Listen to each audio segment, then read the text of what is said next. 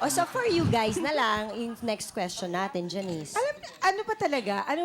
Why do you resort to this kind of gimmick? Talaga bang may following ang ganitong klase ng kanta? Yung medyo Mas naughty may ng konti, recall. mas may recall. Basta patandaan.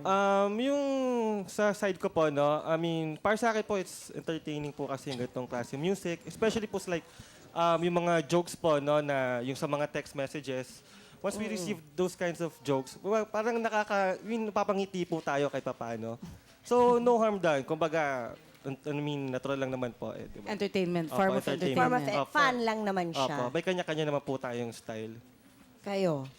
Sa amin naman po, kaya may konting double meaning po. Para kung may konting problem ka, at least pag napakinggan mo yung ganung song, bala ka na mag-isip, at least na-enjoy mo yung, yung music. Kumbaga parang ano po, sa mga ganong salita na mga kanta, kumbaga parang ang Pilipino po kasi madaling makuha yung yung atensyon. Kumbaga, ang pinakamaganda po doon sa isang kanta o sa isang kahit na anong ginagawa, yung makuha mo lang yung atensyon nila, maging attentive sila sa'yo. Tapos may kang sinasabi na nagpapakiliti sa utak nila. Maganda po yun dahil unang-una sa lahat, sunod-sunod yung pakikinig nila dahil hindi nawawala yung Gusto pa atensyon nilang nila doon. malaman. Gusto pa nila kung ano yung mga susunod na Ano yung salita, mga kung ano susunod. pang meron doon sa kanta. Kung ano pa ba, kung ano, gaano ba kagrabe yan na. To the extent na nag-iisip sila ng kung ano, Nagiging naglalaro sa curious utak at nila. kung ano na naglalaro sa Oo, utak. ganun po.